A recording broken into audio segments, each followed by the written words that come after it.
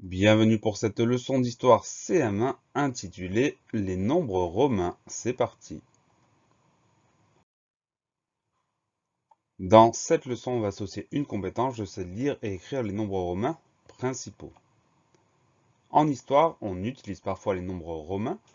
Par exemple, dans l'expression le 19e siècle, 19 s'écrit en nombre romain, c'est-à-dire avec un X, un I et un X. Le nom du roi Louis XVI, le 16 s'écrit en nombre romain avec un X, un V et un I. Les chiffres romains sont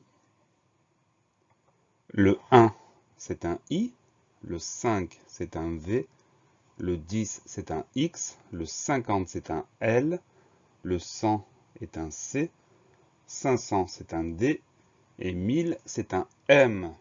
En combinant ces différents chiffres, on arrive à écrire tous les nombres. Les règles d'écriture sont les suivantes, elles sont en dessous. Chaque symbole conserve sa valeur, mais si un symbole est placé à droite d'un symbole plus grand, on l'ajoute. Donc on fait une addition. Par exemple, quand on a X et I est à droite d'un symbole plus grand, le X, donc on va l'ajouter au précédent. Donc X c'est 10, I c'est 1, on va faire 10 plus 1. Donc quand on a X et I, ça correspond à 11. Si un symbole est placé à gauche d'un symbole plus grand, on le soustrait. Par exemple, I, V, I est à gauche d'un symbole plus grand, le V, donc on va le retrancher, on va le soustraire.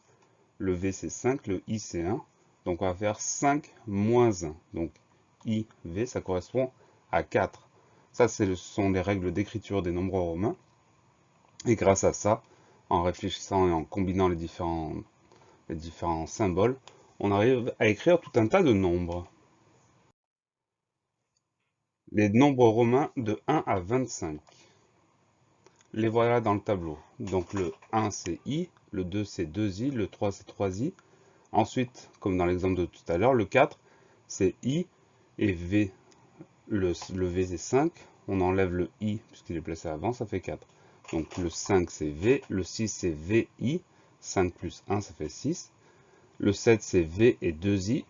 Et le 8 c'est V et 3I. Attention, pour le 9, on va basculer de l'autre côté. On va prendre le 10 et on va faire moins 1. Donc en mettant le I avant le X. Le 9 c'est IX. Le 10 c'est X. Après pour le 11, le 12 et le 13, on retrouve les règles habituelles. Le 11 XI, donc 10 plus 1. Le 12 XII. Le 13 XIII. Et ensuite pour le 14, ça va être 10 plus 4. Le 4, on a vu tout à l'heure que c'était IV. Donc 14 XIV. Le 15 XV. Ensuite 16, 17, 18, 19. À chaque fois, on va faire 10 plus 6, 7, 8 ou 9. Donc 16 XVI, 17 XVII, 18 XVIII, 19 XIX. Pour le 20, on va prendre 2X. Ensuite, 21, 22, 23, 24, on prend les 2X, on ajoute 1, 2, 3, 4.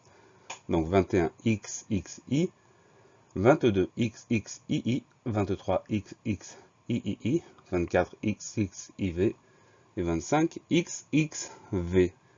C'est un peu long, mais ce serait bien de connaître tout ça, soit en appliquant les règles et en retrouvant les nombres, soit en apprenant par cœur.